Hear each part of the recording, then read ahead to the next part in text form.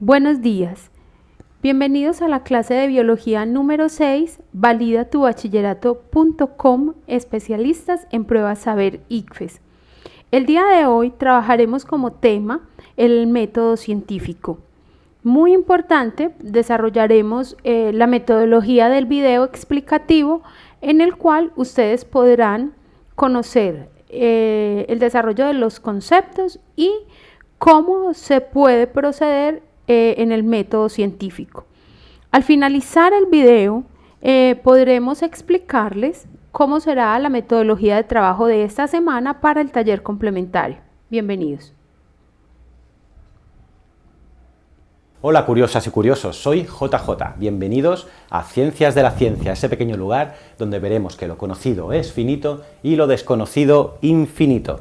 Hoy hablaremos sobre el método científico. ¿Qué es? ¿Para qué sirve? ¿Es indispensable usar el método científico para lograr un gran descubrimiento? ¿Estáis preparados? Pues vamos a curiosear.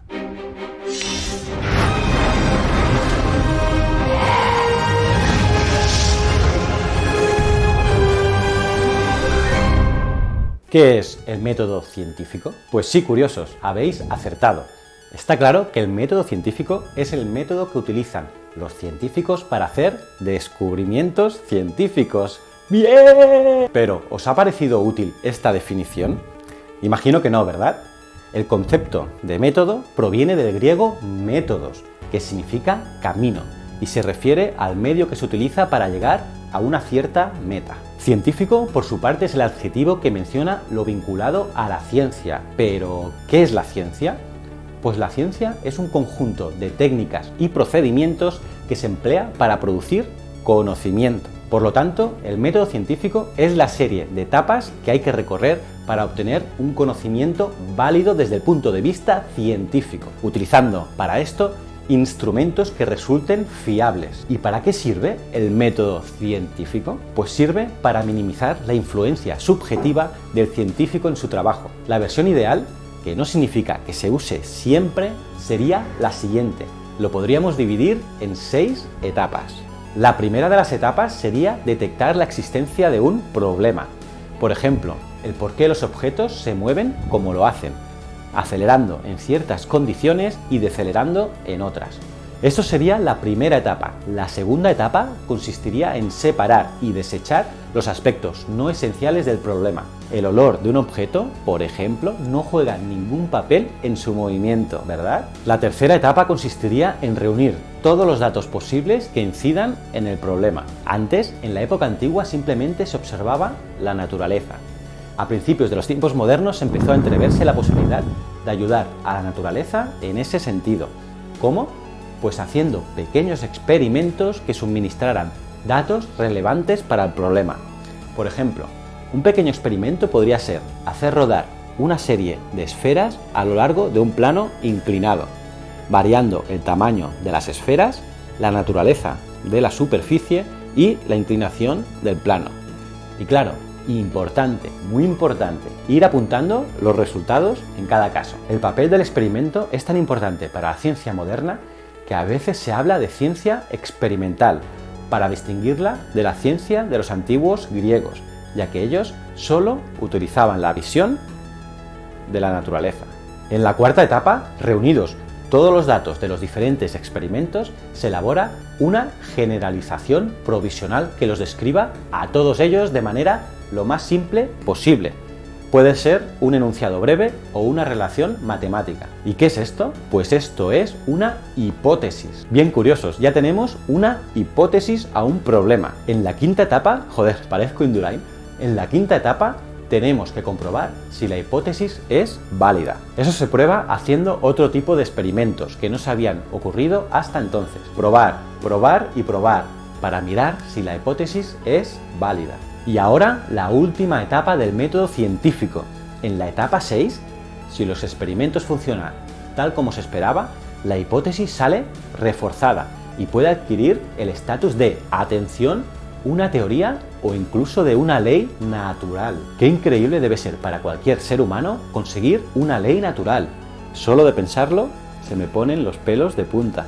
Ah, pero importante, muy importante, ninguna teoría ni ley natural tiene carácter definitivo. No significa que debe de ser para siempre. El proceso se repite una y otra vez. Continuamente se hacen y obtienen nuevos datos, nuevas observaciones y también nuevos experimentos. Las viejas leyes naturales se ven constantemente superadas por otras más generales que explican todo cuando explicaban las antiguas. Todo esto, como digo, es una versión ideal del método científico. En la práctica, no es necesario que el científico pase por los distintos puntos como si fuese un robot. Es más, normalmente no lo hace. Más que nada son factores como la intuición, la sagacidad y la suerte, a secas, los que juegan un papel primordial en la obtención de la solución. La historia de la ciencia está llena de casos en los que un científico da de pronto con una idea brillante, basada en datos insuficientes y en poca o ninguna experimentación, llegando así a una verdad útil cuyo descubrimiento quizás hubiese requerido años si se hubiese utilizado la aplicación directa y estricta del método científico. ¿Queréis saber algunos ejemplos? Os daré 3 ejemplos súper curiosos. Para el primero viajaremos a Londres de 1858. Aquí vivía el joven alemán August Kekulé, el que sería uno de los más importantes químicos orgánicos de la historia, aunque aún no lo sabía. Veamos, cuando Kekulé vivía en Londres, viajaba de punta a punta de la ciudad mediante los autobuses de la época, carruajes de muchas plazas arrastrados por un caballo. Una noche de verano, Kekulé se durmió en el bus y soñó junto al ruido de los cascos del caballo, cloc, cloc, cloc, cloc, y el movimiento del carruaje. Según él mismo contó, vio como unos átomos de carbono bailoteaban delante de sus ojos y se combinaban entre ellos. Ya sé que muchos de vosotros también veis átomos de carbono después de una buena fiesta, pero en este caso la cosa es diferente. De vez en cuando, 2 átomos pequeños se unían y formaban otro átomo mayor. Un átomo grande abrazaba a 2 átomos más pequeños. Átomos aún mayores se hacían con 3 o incluso 4 de los pequeños, o se unían por pares, mientras todo el conjunto seguía en danza. Kekulé vio cómo los átomos más grandes conformaban una cadena, arrastrando a los más pequeños consigo por fuera de la cadena. Cuando el conductor gritó que ya habían llegado al destino, Kekulé se despertó y pasó la noche dibujando esquemas sobre lo que había soñado. Este fue el origen de su teoría estructural de la química orgánica. ¡Wow! Pero ojo, es que 7 años más tarde, Kekulé tendría otro sueño, un sueño aún mejor. Pero para eso nos iremos a Gante, una bella ciudad de Bélgica, en 1865. El nuevo sueño de Kekulé se trata de uno de los sueños más famosos de la historia de la ciencia. Sentado en su estudio, a oscuras, frente a la chimenea, seguía pensando en la estructura del benceno, aún irresoluta. Se durmió y vio de nuevo a los átomos bailando ante sus ojos, largas filas de átomos moviéndose como serpientes. De pronto vio como una de aquellas serpientes se mordía su propia cola, el famoso símbolo de la alquimia, conocido como Ouroboros, la serpiente que muerde su propia cola, resolviendo así, en un sueño, el misterio de la estructura del anillo del benceno. Fue un descubrimiento de gran importancia para la química orgánica y lo obtuvo mediante un simple sueño. ¿Qué os ha parecido este ejemplo? Pues aún hay más. Ahora viajaremos a la Universidad de Michigan en 1957. Allí, el físico estadounidense Donald Glaser concibió la idea de la famosa cámara de burbujas, mientras miraba ociosamente su vaso de cerveza, y fue galardonado con el Premio Nobel de Física en 1960, a la increíble corta edad de 33 años. 33 añitos y ya era Nobel de Física. Brutal para el bueno de Donald. Pero, ¿y cómo lo consiguió? Pues Donald Glaser era un joven profesor de 25 años que frecuentaba los bares cercanos a la Universidad de Michigan, como cualquier joven a su edad. Una noche, en una taberna, estaba mirando las burbujas que salían de su birra, cuando, como es natural y nos pasa a todos, comenzó a pensar en física de partículas. A mí me pasa lo mismo cuando quedo con los colegas. Pues sí, mirando su cerveza, Donald decidió que las burbujas eran la respuesta a todo. Como físico que era, Glaser sabía que las burbujas tienen una especial tendencia a formarse a medida que los líquidos se calientan y se aproximan a su punto de ebullición. Glasser inventó la cámara de burbujas a partir de esa idea. La nueva cámara de burbujas de Glasser, que un día explicaremos en Ciencias de la Ciencia, proporcionó muchísimos nuevos descubrimientos en muy poco tiempo. Las burbujas han demostrado ser unos maravillosos laboratorios naturales para experimentos en todos los campos. Tremendo, ¿verdad? Pues aún nos queda otro ejemplo súper interesante. Para eso nos iremos a Graz, una fantástica ciudad austriaca en 1920. Allí el fisiólogo alemán Otto Loewi dormía muy mal. Tenía tendencias al insomnio y a tener sueños agitados. Llevaba tiempo trabajando en intentar demostrar que la transmisión química y no la eléctrica era la responsable de la contracción de los músculos. Loewi estaba convencido en que estaba en lo cierto, que la transmisión neuromuscular era química y sin embargo no conseguía demostrarlo. Los experimentos no eran limpios o no eran finos o eran demasiado complicados y nada concluyentes. La noche del Sábado Santo de 1920, Loewi dormía en su casa y en medio de la noche se despertó, sobresaltado. En su sueño había visto la respuesta, el experimento crucial que podría demostrar que tenía razón, los pasos a seguir, los materiales necesarios. El diseño del experimento estaban claros en su pensamiento. Era el experimento de su vida. Loewi se incorporó en la cama, cogió un trozo de papel y escribió lo que tenía que hacer, el esquema del ensayo que pondría en marcha a la mañana siguiente en el laboratorio y que respondería de una vez por todas a esa pregunta y zanjaría el debate. Loewi, feliz, sonriente, se volvió a dormir. Cuando se despertó de nuevo, a las 6 de la mañana, pensó que tenía por delante el día más importante de toda su vida. Se sentó en la cama y fue a buscar el papel que había dejado en la mesilla. Cuando revisó la hoja, vio con angustia que era incapaz de leer su letra. No entendía nada de aquella nota en medio de la noche. No tenía ni idea de lo que tenía que hacer.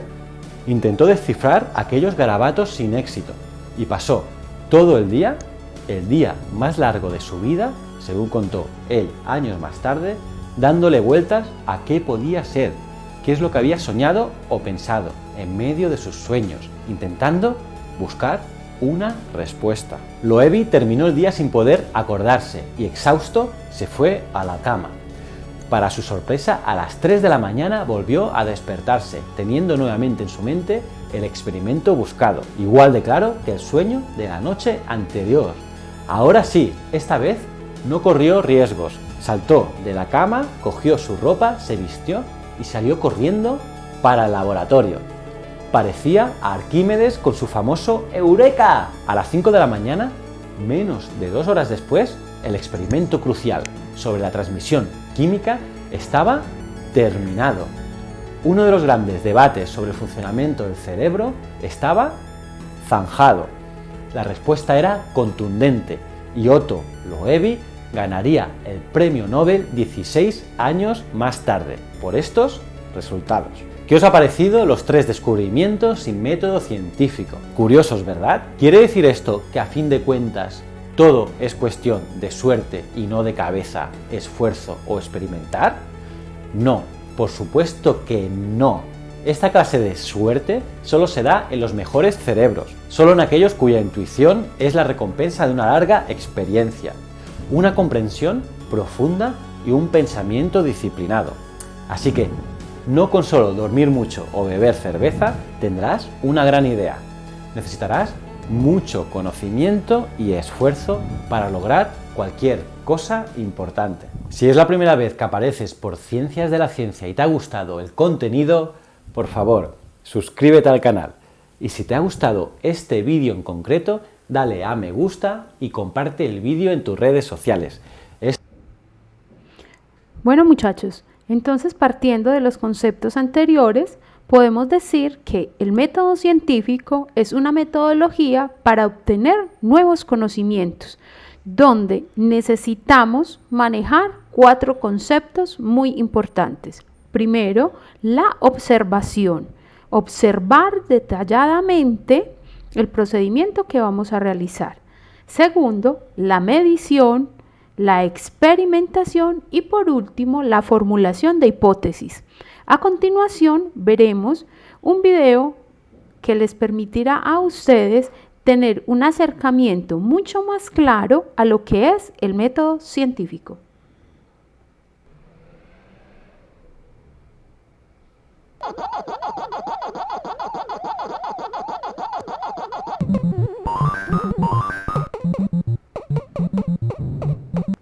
A Galileo se le considera el creador del método científico por haber establecido las matemáticas como lenguaje de la ciencia y hacer que el conocimiento científico se pudiera verificar experimentalmente. Los pasos del método científico son: 1. Plantear una pregunta. Las dudas se expresan en forma de preguntas y surgen de la observación. 2. Proponer una hipótesis, que es una suposición acerca de la respuesta a la pregunta. 3. Hacer una predicción. La hipótesis se utiliza para predecir las consecuencias que habría en caso de ser cierta. 4. Realizar la experimentación. La predicción permite planear un experimento bajo condiciones controladas. 5. Elaborar el análisis de resultados, el cual consiste en procesar los datos para obtener información cuya interpretación proporciona conocimiento sobre la predicción. Y 6. Establecer una conclusión. El análisis de resultados se resume en la conclusión de si la predicción fue comprobada experimentalmente o no, lo que determina la veracidad o la falsedad de la hipótesis. Recuerda, las matemáticas son el lenguaje formal de la ciencia y el conocimiento científico es experimentalmente verificable. Veamos un ejemplo. 1. Pregunta: si el aire no frenara el movimiento, ¿los cuerpos pesados caerían más rápido que los cuerpos ligeros? 2. Hipótesis: según Aristóteles, los cuerpos pesados caen más rápido que los cuerpos ligeros. 3. Predicción: si una piedra grande cae más rápido que una piedra pequeña, al atar una a la otra, la piedra grande arrastraría a la pequeña y ésta a su vez frenaría a la grande, de modo que ambas caerían a una rapidez intermedia. 4. Experimentación: Galileo investigó experimentalmente la caída libre de los cuerpos utilizando esferas de diferentes pesos y planos inclinados para minimizar la resistencia del aire. 5. Análisis de resultados. De acuerdo con los datos obtenidos, el cambio en el estado de movimiento es idéntico entre cuerpos ligeros y pesados, al dejarlos caer sin que el aire oponga resistencia. 6. Conclusión: la hipótesis de Aristóteles es falsa. Galileo comprobó que el peso no influye en la caída libre de los cuerpos.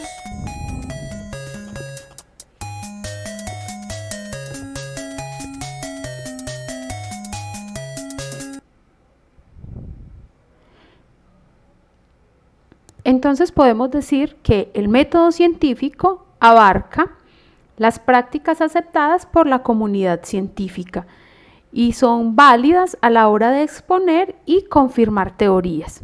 Las reglas y principios del método científico buscan minimizar la influencia de lo subjetivo que puede ser un científico en su trabajo, reforzando así la validez de los resultados y por ende el conocimiento obtenido. Espero que el día de hoy hayan aprendido muchísimo acerca de la práctica del método científico que a diario realizamos en nuestra cotidianidad.